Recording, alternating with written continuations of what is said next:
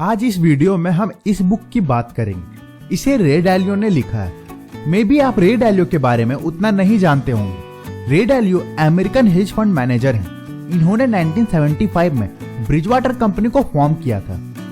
2013 में Bridgewater associates world की largest hedge fund को मैनेज करने वाली कंपनी थी और 2017 में 160 बिलियन यूएस डॉलर्स का टोटल फंड ब्रिजवाटर मैनेज कर रही थी।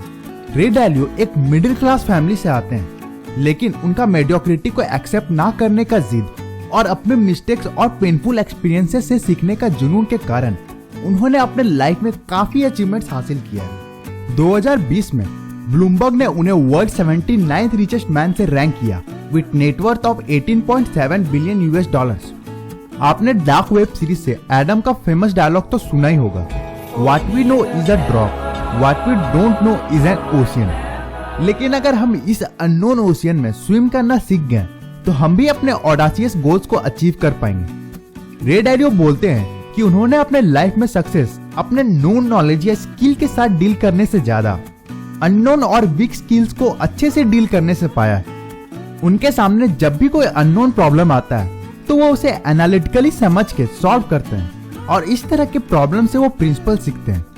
हर नया प्रॉब्लम का सॉल्यूशन उन्हें एक जेम प्रिंसिपल के रूप में दे जाता है। लाइफ में हम एक ही तरह के प्रॉब्लम्स बहुत बार फेस करते हैं। बिना प्रिंसिपल्स के हम हर प्रॉब्लम को नए तरीके से सॉल्व करने की कोशिश करेंगे, जिससे हमारा टाइम और एफर्ट दोनों वेस्ट होगा। लेकिन अगर हम सिचुएशंस और प्रॉब्लम्स को क्लासिफाई कर लें तो हम एक प्रिंसिपल्स का सेट डेवलप कर सकते हैं। इन प्रिंसिपल्स का यूज करके हम रिपीटिंग प्रॉब्लम्स को इजीली सॉल्व कर पाएंगे और टाइम के साथ हमारे प्रिंसिपल्स मॉडिफाई होकर पॉलिश्ड भी हो जाएंगे, जिनकी हेल्प से हम लाइफ के हर्डल्स को इजीली क्रॉस कर पाएंगे। रे डालियो ने भी अपने लाइफ में बहुत सारे मिस्टेक्स किए हैं, लेकिन उन्होंने अपना पूरा एफर्ट लगा के इन मिस्टेक्स को करेक्ट भी किया है।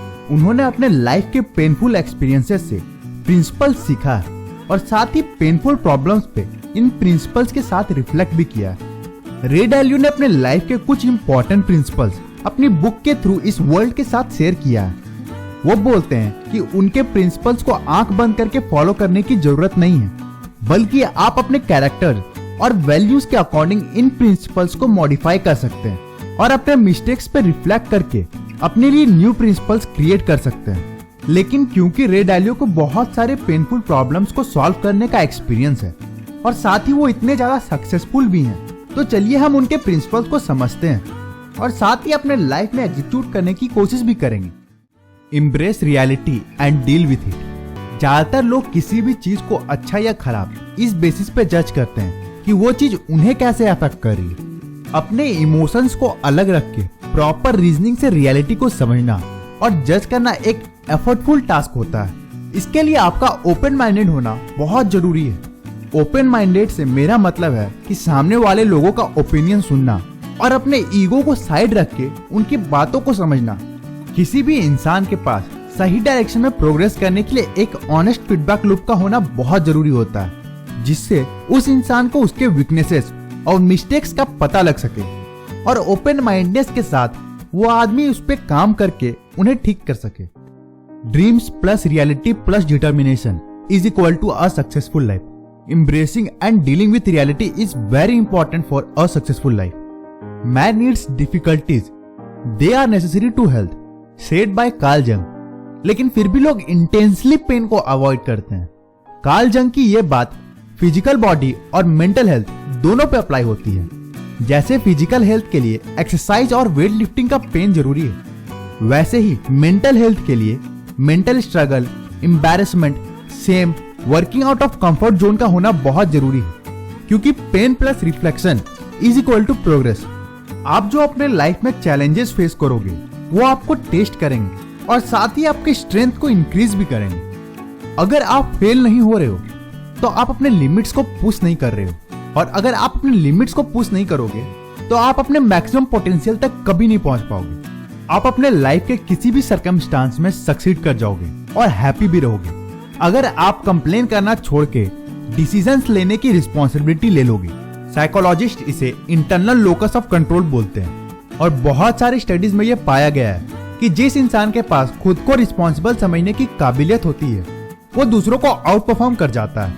रे डालियो का कहना है कि बड़े बड़े ड्रीम से भरे लाइफ में सक्सेस पाने के लिए 5 स्टेप्स की जरूरत होती है। पहला, क्लियर गोल्स सेट करना। दूसरा, उन प्रॉब्लम्स को आइडेंटिफाई करना जो आप और आपके गोल्स के बीच में खड़ा हो। तीसरा, एक्यूरेटली उन प्रॉब्लम्स के रूट कॉज को समझना और उन्हें खत्म करना। चौथा, एक प्लान डिजाइन करना जो आपको आपके गोल्स तक पहुंचाए। पांचवा, वो सारे एक्शंस लेना जिससे आप इन डिजाइन्स के थ्रू अपने इन गोल्स तक पहुंच जाओ। आपके गोल्स आपकी लाइफ की डायरेक्शन तय करेंगे, इसलिए अपने गोल्स बड़े रखिए, साथ ही रियलिटी को समझ के सेट कीजिए। अब जैसे जैसे अपने गोल्स की ओर बढ़ेंगे, आपको वैसे वैसे प्रॉब्लम्स मिलेंगे। उनमें से कुछ प्रॉब्लम्स आपको आपके वीकनेसेस के बारे में बताएंगे। आप अपने इस पेनफुल एक्सपीरियंस को कैसे डील करते हैं, उससे आपका नेक्स्ट स्टेप डिसाइड होगा। अगर आप अपने वीकनेसेस को एक्सेप्ट करके और उस पर काम करके आगे बढ़ोगे तो आपकी सक्सेस की प्रोबेबिलिटी बढ़ जाएगी। आप इस प्रोसेस में अपने प्लान को और एक्यूरेटली डिजाइन कर पाओगे और साथ ही इन डिजाइन्स के साथ आप रिजल्ट्स भी प्रोड्यूस कर पाओगे। लेकिन ये एक साइकिल की तरह है, एक प्रॉब्लम के बाद दूसरा प्रॉब्लम आएगा। आप फिर से अपने प्रिंसिपल्स और डिजाइन की हेल्प से रिजल्ट्स अचीव करोगे और ये प्रोसेस चलता जाएगा। आप ये प्रोसेस जितना फास्ट और इफेक्टिव तरीके से पूरा करोगे, आप अपने लाइफ में उतना ज्यादा सक्सेस अचीव करोगे। अगर आप किसी गोल में फेल होते हो तो वो आपका पर्सनल फेलियर नहीं है, आपके प्रोसेस और डिजाइन में कुछ कमी है, ना कि आप में। नेक्स्ट टाइम आप फिर से ज्यादा डिटर्मिनेशन और क्रिएटिविटी से उस गोल को अचीव करने की कोशिश कर सकते हो। प्रोसेस और डिजाइन में कमी निकालने के लिए आपको उनके रूट कॉज तक जाना होगा। एग्जाम्पल के लिए, एक बच्चा जो अपनी बाइक से स्कूल जाता है, उसे रोज स्कूल लेट से पहुंचने के कारण क्लास से बाहर निकाल दिया जाता है। वो हर दिन सोचता है कि आज ज्यादा ट्रैफिक के कारण वो लेट हो गया। ज्यादा ट्रैफिक प्रॉक्सिमेट कॉज है, ना कि रूट कॉज। रूट कॉज उसका सुबह लेट से उठना है। अगर वो अपने सुबह लेट से उठने वाले रूट कॉज को ठीक कर ले तो उसकी ये प्रॉब्लम इजीली खत्म हो जाएगी। हम इसी तरह हमेशा प्रॉक्सिमेट कॉज पे ध्यान देते हैं, कभी रूट कॉज तक पहुंचते ही नहीं। हमें डिजीज को ठीक करना है, ना कि सिम्टम्स को। ऐसे और भी कई प्राइसलेस प्रिंसिपल्स रे डालियो ने अपनी बुक में लिखा। अगर आपको ये बुक इंटरेस्टिंग लगी तो आप डिस्क्रिप्शन में दिए गए एफिलिएट लिंक से जाके खरीद सकते हो। आपको अगर वीडियो अच्छी लगी तो please subscribe, like, comment and share. Thank you for giving your time by watching this video. See you in next video.